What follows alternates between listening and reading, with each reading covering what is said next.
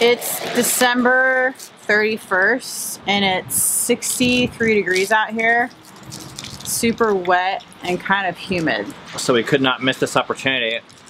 Even though a few people have told us that they quit watching the vlogs because they don't like to see us smoke. We're sad to see you go. But we understand. Convictions are a son of a... Here. Get in on this. We had a number of people request this video, and it's the end of the year, so we thought, dang it, it's like raining all over us. We thought this would be a good opportunity to talk about some books that we have read this year and that have been influential for us. And at the end of the year, in past years, we've done like a recap video, and those just take a lot of work, and we're just not there right now. And we're in the throes of trying to, more 7 than anyone, put together our AT documentary. I feel like that's been our excuse for like everything. This is just a stack of books we're gonna go through. It kind of goes from like our least favorite to our most favorite, but yet these are all books that we would recommend in some way, shape, or form. They still made the pile, so. The Carpenter and the Gardner. Okay, Cami read this book. By the way, you know what else is interesting about this list? This is like 6 months worth of books, because when we were on the AT, yeah, we didn't literally carry or read one book for 5 months and 9 days. Okay, so you read this. Yeah. And I read like a chapter of it. This book just helped me be able to really, it really speaks to not seeing your children as a project. I think maybe we should summarize it and like, now we recorded a whole podcast about this book because it really was that important to us. And the idea was that there's 2 ways we can see ourselves in regards to our kids. One is as a carpenter, and one is as a gardener. Ah! And the carpenter is, if anyone knows anything about carpentry, it's like you can control a lot of things, and you're actually supposed to control a lot of things, and you actually want your finished project to look a certain way. Scoot back. This is going to get wet. You want your finished product to look a certain way, so you control a lot of things to make sure that that happens. Whereas a gardener, there's a lot more letting go, because you have to. You don't know what the weather's going to do. You don't know what the soil's going to do. You don't know what your seed's going to do. With these 2 views, the carpenter way of parenting would be... Just seeing that we have like a huge stack of books here. So the carpenter way of parenting would be more, okay, I want my finished project, as in i.e. kid, to look this way. And I'm going to do A, B, or C, D, E, F, G to make sure that happens. Whereas a gardener approach to parenting is, my kid is going to be who my kid's going to be, and I actually have very little control over that, nor should I have that much control over that. And I'm going to just help facilitate and nourish the environment so that my flower, i.e. kid, is the best flower that they could ever be. I like this book mostly because most parenting books, in my opinion, are all kind of the same. They're all different variations of how do we act so our kids turn out a certain way. And this is kind of like a paradigm shift. It's very kind of scientific. Yeah, it reads more like a science journal to me, so it's not that interesting to me. But I do recommend like this idea. So there was a podcast that we first heard about this on NPR, and an article that I read. And then, of course, we record our own podcast. We'll try and put links to that stuff below. Okay, this is the next one. It's a book that I cannot find right now, but it's called The Artist's Journey by Steven Pressfield. Steven Pressfield is one of the very few authors on this planet where I will read anything that he puts out. This book in particular is about the hero's journey and the artist's journey. Basically like production and writing as an artist. So this is really important to us, this type of like honing our craft, because You know, it's kind of weird to even call us this. I don't really consider myself an author, even though we're almost done with our second book.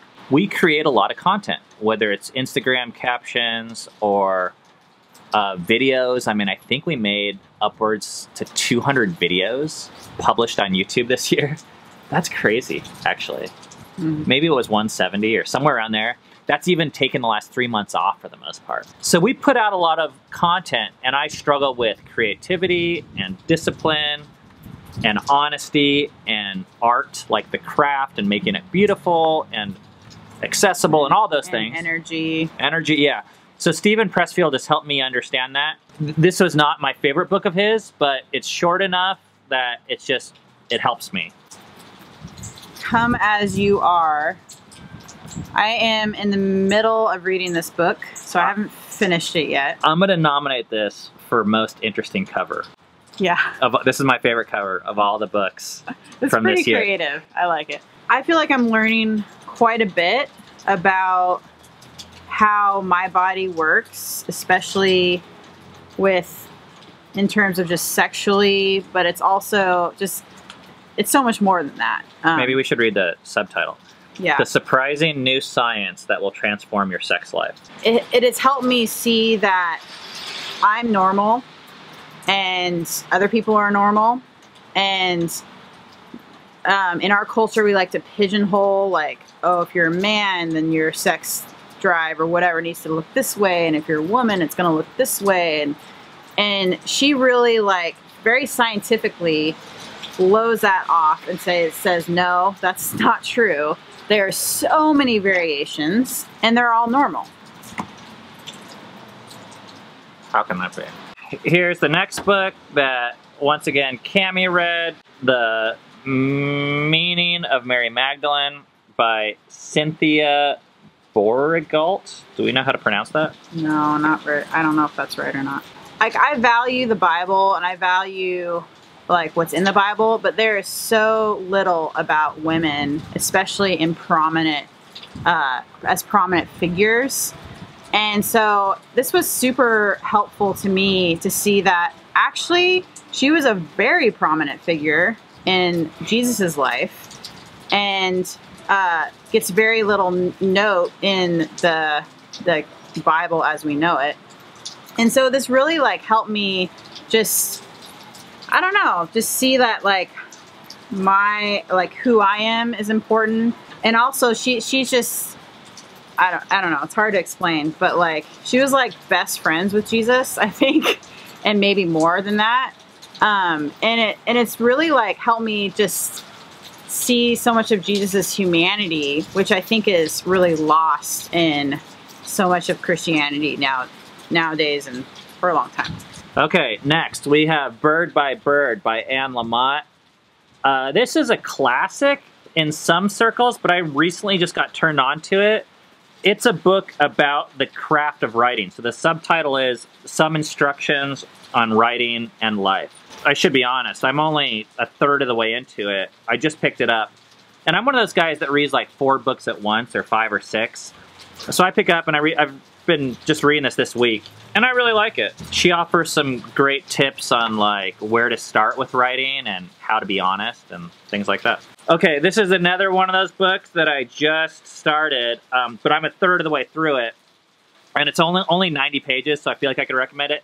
It's called Sabbath as Resistance, Saying No to the Culture of Now, and it's by Walter Brueggemann. This book, you've got to read this when I'm done with it. It is actually incredible. Shabbat, or Sabbath, which is taking a rest day once a week, has been the single most influential practice that our family has done to help us with our faith, our perspective on work, money, freedom, our identity, everything, family, in the last 10 years.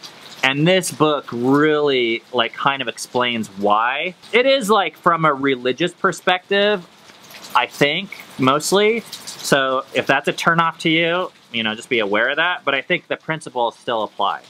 We loaned this book out, so I don't have the actual copy. But it's called Things Hidden. What's the subtitle, do you know? I think it's Scripture as Spirituality. Oh, you're totally right.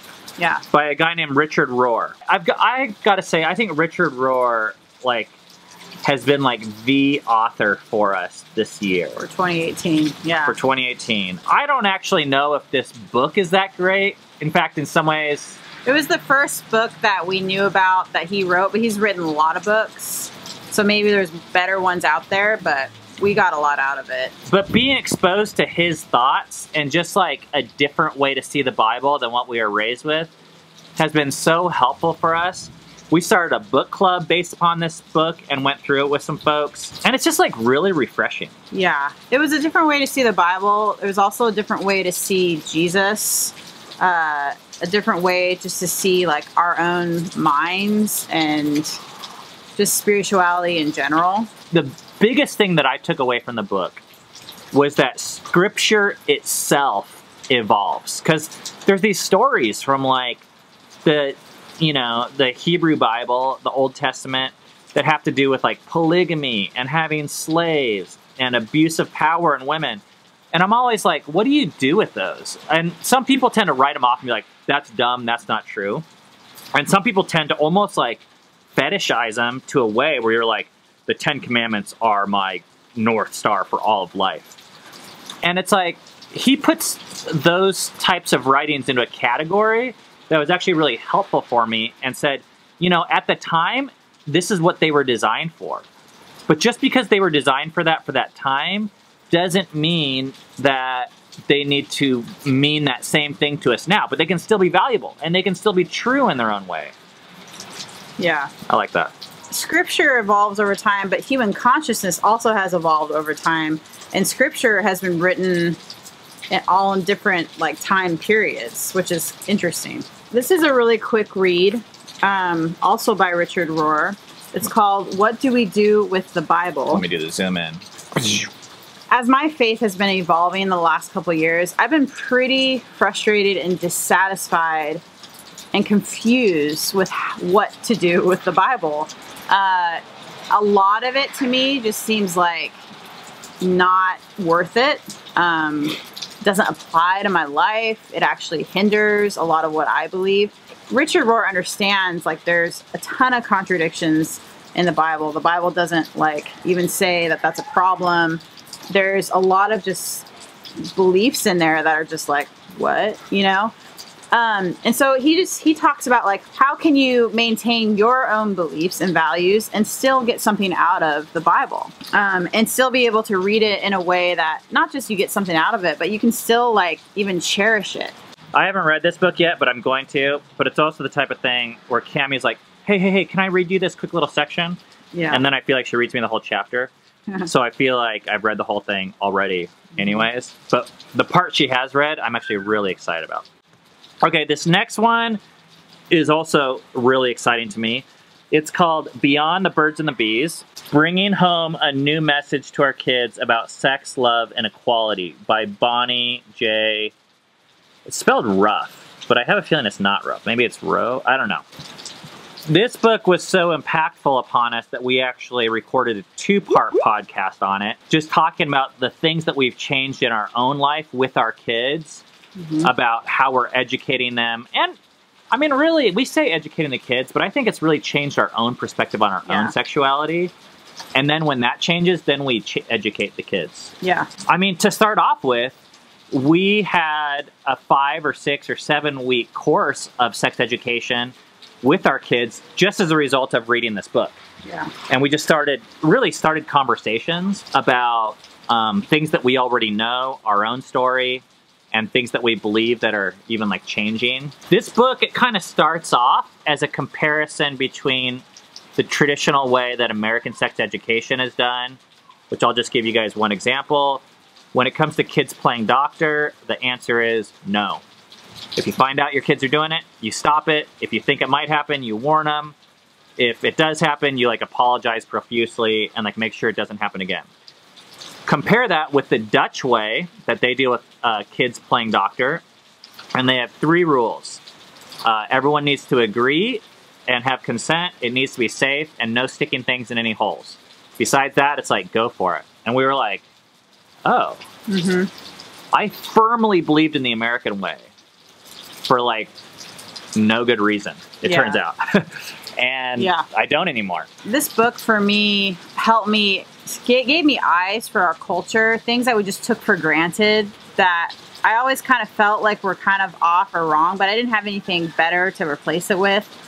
And maybe I didn't even think it was off or wrong or shortchanging our kids or us. So it helped me like see, oh, there's actually something better out there than what we've been given or what we've been told or what we believe about our sexuality. And that was really like a freeing thing, even for me, to be able to understand. Like, I think one of the things for me is when you are silent about something, like verbally, the cues like are still all over the place in how you live and how you operate. I think that's why we wanted to talk more to our kids, like, because I mean, I think we have to change as parents in order for, you know, it to really have an impact.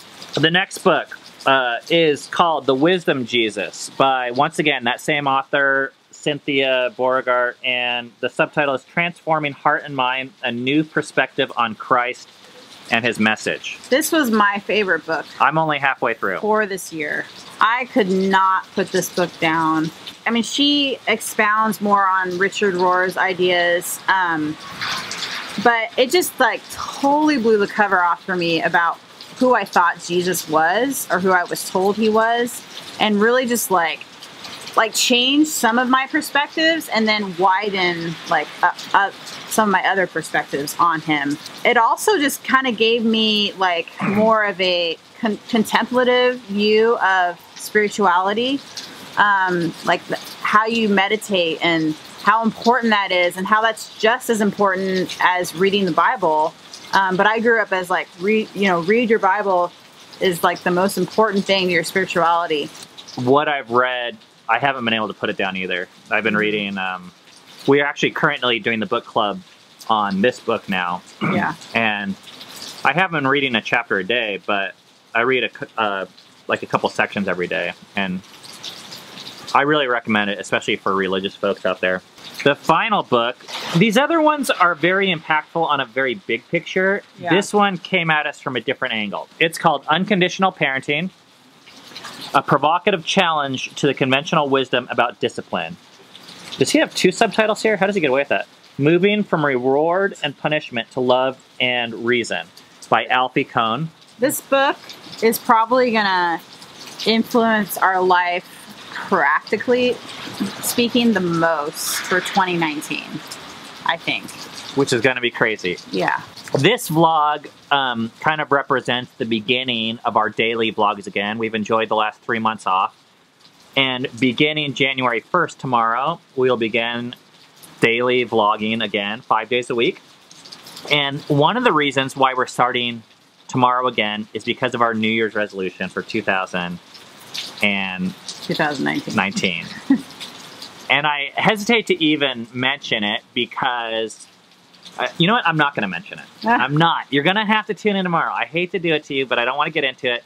But it involves redoing everything we know about rules as a family. And I think it's the single biggest challenge we've ever faced as a family. Just going to leave that right there. Ooh, this is a special little treat. Okay, runner up. Save this for the bottom. This is my manuscript for a book I've been working on for 5 or 6 years, and this is the rough draft printed up with all these notes that I took. And this book is now in second draft form. So one of I haven't told you this, but you have to read it this week. What the frick? Yeah, because we need your feedback. This is a book that I've worked on for 5 years. And like, as I was reading it this last couple months again, I'm like, I'm kind of over some of that. But there's also things that were true about it that I was like, man, I really believe this. I think this is worth the effort, and I'm glad it exists. And I want to see it through until completion. So in 2019, it will be published, self-published. And it's about my perspective of my changing viewpoints on money. I hope some of you guys will buy it and enjoy it. Yeah. Something else that we were exposed to this last year, for really the first time since driving home from Seattle, was podcasts. So I just wanted to mention a few of those because those really fell into the same category as books to us and how they influenced us. And some of the ones that have been influential to us are Casey and Candace Neistat's podcast called Couples Therapy. Casey Neistat has been really influential for me in that he showed me what's possible with video. It doesn't need to be polished, it just needs to be done. They don't have any like crazy profound ideas like over podcasts in my opinion, but they were pretty fun and entertaining for us to listen to, just a couple dialogue. And I think it created the confidence that we needed. It was listening to one of their podcasts on the drive home that we're like, we can do this. We should finally do this. So we started a podcast. And a few others, The Bible for Normal People, Exvangelical, The Liturgists, and for creative reasons, the James Altucher podcast. The first three kind of fit under this one category for me, which was in our kind of like spiritual changing belief system. Like our therapist told us, I think earlier this year, that we've changed tribes. We didn't do this on purpose. And what this meant was like, for the last 2 years, we felt like really, really alone. And we felt kind of crazy. The only way that other people and even ourselves had to categorize our belief system was like, oh, we're in like rebellion, or we've left this way of doing things. We've left the tribe. Those are just the people that are still in that tribe, though. Yeah, but I even thought this about ourselves. And I think what these three... Because we came from that tribe. What these three podcasts kind of showed us was that, oh, there is a whole group of people that have also made this shift. Sometimes inside their control, sometimes outside their control. But we're not alone. And we're not just crazy. And there's like themes in our life that happened on their own that are the same as all these other people. And that's been really helpful for me. Yeah. And James Altucher, it's just like the same thing as like getting done, as like Stephen Pressfield. He interviewed one author. What was that guy's name? Tucker Max. He started this company called Scribe Media that we are now using to write one of our books, our book on the Appalachian Trail, a different book. Our second book. My first. Your second. Which will also come out this year. Why we read and why we listen to podcasts. I think the first big chunk of my life, I read because I felt like there was going to be some sort of exam somewhere, whether it be academic or spiritual or relational, where I could like have the right answer and prove to people that I was qualified or better than them or smart or some sort of like validation type thing. I don't think that's why I read anymore. I've just found it's been really helpful for me for growth, basically. I mean, I remember hearing this thing like from a scientific perspective about the law of entropy. And the law of entropy says that in a closed system, like things will always tend towards decay. And the operating phrase there is in a closed system. The second you open the system up to outside influence or change or catalytic whatever, you create all this opportunity for growth. And we've found that by opening our marriage up to a therapist, by opening our theology or our parenting practices to other thoughts and ideas, we're opening ourselves up to change and growth.